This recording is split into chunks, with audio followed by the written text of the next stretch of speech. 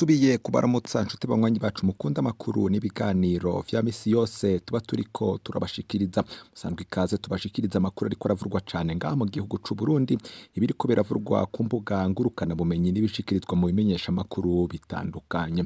Muri aya makuru muragira mukurikirane amakuru yihuta, amakuru adushikiye mu kanya gaheze, aho inama nkenguzamateka ihejeje kubogoza umukenguzamateka akaba yahora ari icegera c'umukuru w'inama nkenguzamateka, uwo nta wundi ni Madame Space Caritas Njebarikanuye. Vyinshi kwibogozwa rya Space Caritas Njebarikanuye twari bateguriye murabikurikirana mu kanya isase ingingo ku yindi. Muri aya makuru kandi murakurikirana n'andi makuru avugwa mu bisata bitandukanye vyanga mu gihugu c'u Burundi, amakuru avugwa mu gisata c'agateka kazina muntu, avugwa mu gisata ca politike, umutekano twabateguriye nayo murayakurikirana idoni Nizera ko wahejeje gufyonda kuri subscribe canke se sabone, gufyonda ko ucuja munsi ino video ukaraba handitse subscribe ku bakoresha icongereza, handitse sabone ku bakoresha igifaransa. Iyo wafyonze ko ucuba mu bambere baronka amakuru n'ibiganiro nk'ibi vyihuta tuba turiko turabashikiriza. Ndasubiye kubaha kaze mu kanyisase n'umwanya w'inkuru imwe ukwayo.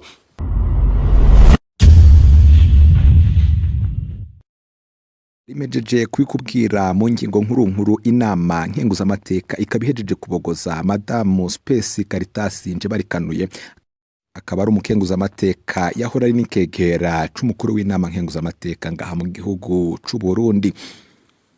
Kuri yo wa kabiri kw'igenekerezo rya 14 Nyakanga uyu mwaka w'2021 nibwo turonse amakuru aturutse mu nama nkenguzamateka ko umukenguzamateka Space Caritas ahejeje kubogozwa nyuma yuko yagirijwe ivyaha bitandukanye, harimo icaha co kunyonora umutungo wa leta ndetse n'icaha c'ubusuma mu budandaji bw'isukari. Uyo Space Njebarikanuye akaba yaravuzwe mu busuma butandukanye, aho yavuzwe cane mu busuma bw'ubudandaji bw'isukari, aho vyavuzwe ko yariko arashiraho ibiciro yikizamukiza akaduza ibiciro vy'isukari, aho yaje gufatwa acibwa ihadabu ry'amafaranga angana n'imiliyoni 2 z'amafaranga y'amarundi. Saho gusa nyuma yuko uyu Space Caritas Njebarikanuye afatanywe igihanga mu busuma bw'ubudandaji bw'isukari, shirahamwe Regideso risanzwe rihingura isukari ndetse rigakurikiranira hafi abadandaji b'isukari, rikaba ryarahagaritse imirimo ye mu kudandaza isukari nyuma yuko bigaragaye ko yakoze ubusuma ndetse yanadugije igiciro c'isukari, aho ibikorwa vye vyamirijwe n'abatari bake bakurikiranira hafi igisata ca politike nga mu gihugu c'u Burundi, bavuga ko abajejwe intwaro n'abakozi bakuru mu bisata vya politike nga mu gihugu c'u Burundi batagakwiriye kwivanga mu bijanye n'ubudandaji, ko hariho hahera hagaragara igiturire ndetse no kunyonora itungo rya leta. Kuri uyu munsi nibwo iryavuzwe ritashe umukenguzamateka Space Caritas Njebarikanuye, akaba anabogojwe mu nama nkenguzamateka, aho inama nkenguzamateka isohoye itangazo ryihuta ko ari buyite ahagarara mu mabanga yarajejwe. Nkuko bigaragara mu itangazo ryasohowe n'inama nkenguzamateka ndetse n'amakuru aturuka mu nama nkenguzamateka akaba avyemeza, uyo Space Caritas Njebarikanuye akaba arahita asubirirwa na Madame Denise Ndadaye. Uyu akaba avukana n'incungu ya demokarasi President Melchior Ndadaye, akaba ari uza kwita ajya mu mirimo yarijejwe uyu mukenguzamateka Space Caritas Njebarikanuye wabogojwe mu mabanga yagirizwa ico caha co kunyonora umutungo wa leta ndetse no kwicika mu kiza kaduza igiciro k'isukari, aho yakoresheje igiciro kitemewe n'amategeko. Vyinshi kuri ayo makuru yibogozwa rya Madame Space Caritas Njebarikanuye ndetse n'ibigwi vy'uyu ramusubirira Madame Denise Ndadaye avukana na Melchior Ndadaye, muraza kubikurikirana mu yandi makuru yacu azareka dutandukira igisata ca politike tubashikirize n'andi makuru ariko aravurwa cane ngaha mu gihugu c'u Burundi.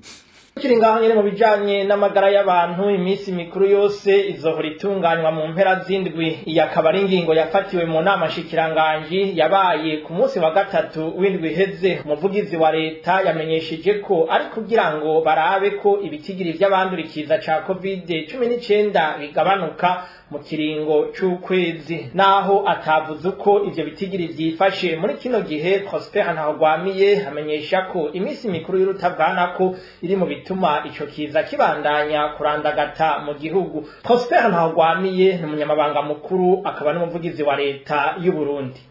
Nyene icubahiro umukuru w'igihugu yaragarutse ku gikorwa co kugwanya ikiza coronavirus, aho vyibonekeza ko mu bisagara cane cane abantu bitwa ko bateye imbere bafata minenegwe ico kiza mu kutubahiriza ingingo zo kukigwanya. Yasabye ubushikiranganji bwose ko bwohimiriza abakozi babwo kwikingira ico kiza mu kwipimisha kenshi, bagwaye bakivuza kuko ni ingwara ikira kandi idateye isoni. Ihangiro nuko mu kiringo c'ukwezi ibitigiri vy'abandura vyoba vyagabanutse cane. Biribonekeza ko kimwe mu bituma ikiza coronavirus kigwirirana ari imanza z'urutavanako. Nico gituma inama shikiranganje yasavye ko imanza zoza ziraba kuwa gatandatu no ku munsi w'Imana gusa.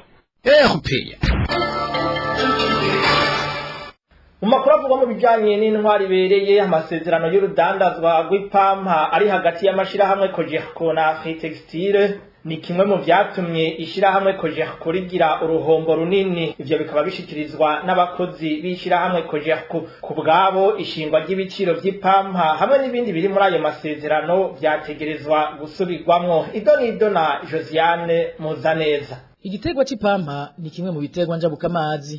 Igiciro rero c'ipampa ryo mu Burundi gisanzwe gishingwa hisunzwe igiciro mpuzamakungu ci Liverpool mu gihugu c'Ubwongereza, nk'uko bisigurwa n'isoko ryacu mwishirahamwe Cogerco. Mu gihe rero ibindi bihugu vyorohereza abarimyi bavyo mu kubakurira kamakora mwamwe kugira bashobore kunguka, abakozi b'ishirahamwe Cogerco bo bidoga bavuga ko badandaza iryo pampa mwishirahamwe Afritextile ku giciro kiri hasi cane, kandi leta akaba ataco ibafasha kugira ngo baharonkere inyungu. Ivyo bihugu rero vyoze biratanga subvention ku barimyi babo. Batwe Cogerco ni ishami rya leta, nta subvention n'imwe yofifura muri leta. Ahanini ubuhombe bwa Cogerco bwavuye aho nyene. Ibi rero bituma ari Afritextile mihungukira, twe twahombera. Bidusaba yuko ico giciro bokiraba neza, kuko Cogerco ishiramwo uburyo bwinshi yongera nk'iryo pampa. Leta niyihagararire, kugihagarariye igiciro c'ibigori n'ipampa niyihagararire.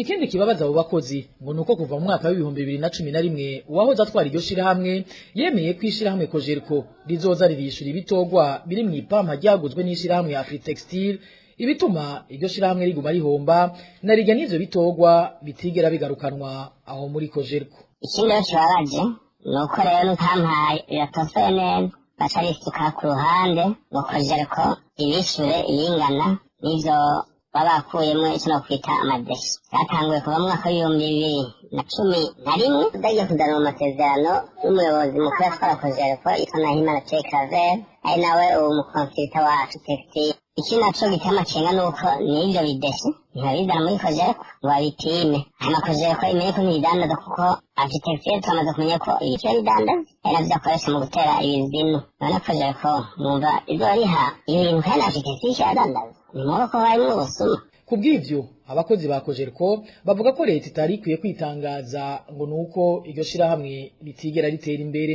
bagasaba nyabuna ko ayo masezerano y'ubucuruzi bw'ipampa asubirwamwo. Ku bijanye n'ubwo ruhombo hamwe n'isesagurwa ry'ubutunzi bw'ishirahamwe Cogerco, uruganda rwa RPA rwarondeye umuyobozi mukuru wa Cogerco Gustave Majambere, ariko telefone we yahamagara hakabura uwitaba. Mu makuru yacu yejo tuzobabwira ibijanye n'uruhombo iryo shirahamwe rigira mu kugurisha imbuto z'ipampa.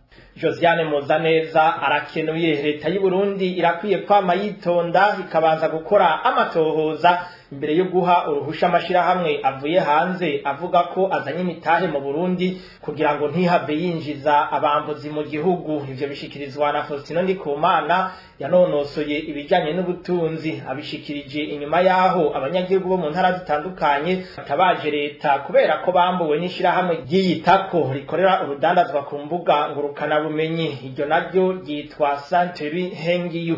Kurikira Faustin Ndikumana n'umuhinga yigenga mu bijanye n'ubutunzi. Ubwa mbere abarundi bahendwa n'amashirahamwe bene ayo, icyo baje nuko biguma vyisubiriza, abantu bibwa amahera bagenda ngo kubarunka amasosiyete akaza akabahenda mu nyuma twara ubukomba amazi. Kuko gituma duhanura abarundi bogerageza kuza barabutwabo byo turanyagwa n'abantu baza bibuka bariko barabemera ibi na biriya, bakabanza bakitonda bagashishoza. Hanyuma kabiri nuko mu bisabe mu bihugu bikenye nk'ibi amashirahamwe bene arakunda kuza kubera baza yuko ivyo butunzi bitifashe neza, abantu kumbura bari mu gashomeri, abantu batabaze ejo ngene bazobaho, bagaca bazana ibintu nk'ivyo kugira bahamura abantu rero bagaca bavyirukira biyumvira ngo ubukire burabonetse. Ni kumyereka igihugu cacu rero kishobora kuja muri ivyo bihugu amashirahamwe nk'aya ashobora kuzaraza gukimbiramo. Inyishu rero twosaba yuko leta abantu babemera amashirahamwe boza bagira amatohoza akwiye muri kahishirahamwe gira rikore purayo ryakoze CV bakabanza bakabaza marita canke n'indi bagatohoza neza bike kugira umuntu ntazara aremerera abambuzi baje gusahura igihugu ngo baje kugikiza. Hanyuma rero iyindi nyishu mukuru nuko leta yoshira umugambi wizamura ubutunzi bw'igihugu rase economique ifatira ku migambi iboneka y'ibikorwa bigaragara bishobora gukorwa kugira iterambere ry'igihugu rishobore kuboneka, n'abagumiza tunga baza bakaza n'abagumiza tunga bazima. Leta yari yakwiye kuga bikaraba abo yemerera no kuraba ingene uzamura ubutunzi bw'igihugu bufatira ku migambi igaragara iboneka. Faustin Ndikumana yanonosoye ibijanye n'ubutunzi akaba narongoye ishirahamwe Parsem.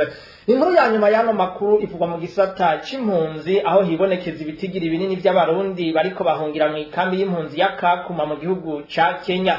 Igice kinini cizo mpunzi z'abarundi kikaba gituruka mu makambi y'impunzi yo mu gihugu ca Tanzania, ariko hakaba hari n'abandi bavuye mu Burundi. Bose bakavuga ko bahunga gatotezo bagirirwa canke ingorane ziturutse ku bukene budasanzwe babayemo. Eric Niyonzima.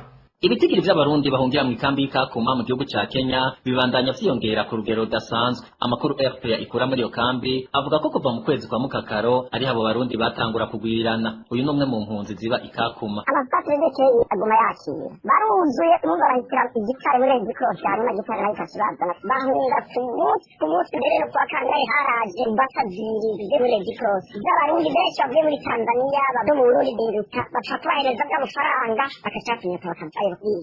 Ayo makuru nyene abandanya amenyesha ko igice kinini c'abo barundi bakirwa mu ikambi Ikakuma bagizwe n'impunzi z'abarundi bari basanzwe baba mu makambi yo muri Tanzania. Tuvuye nko mu bantu 100 usanga bavuye muri Tanzania ari nka 70 nka 30 akaba aribo abavuye Burundi. Ati ni uburyo bubagora abantu benshi barifuza guhunga kuko Uburundi bwaranse. Nkuko amasoko ya RPA abivuga ngo imvo nyamukuru ituma abo barundi babandanya guhunga ku bwinshi ngo nagatotezo bakorerwa muri ivyo bihugu vyo Burundi na Tanzania.